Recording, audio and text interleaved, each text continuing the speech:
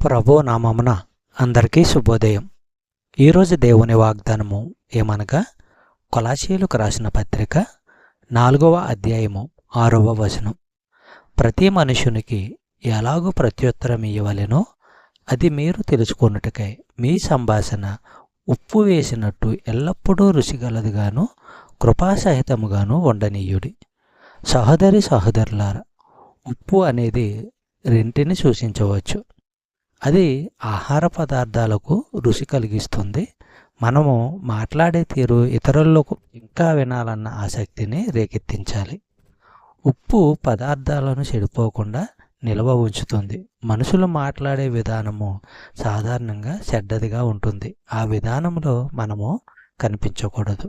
ఎఫెసీయులకు రాసిన పత్రిక 4వ అధ్యాయము 29వ వచనము మనము పరిశీలించినట్లయితే, వినువారికి మేలు కలుగునట్లు అవసరమును బట్టి క్షేమాభివృద్ధికరమైన అనుకూల వచనమే పలుకుడు గాని దుర్భాష ఏదైనను మీ నోట రానీయుకుడి.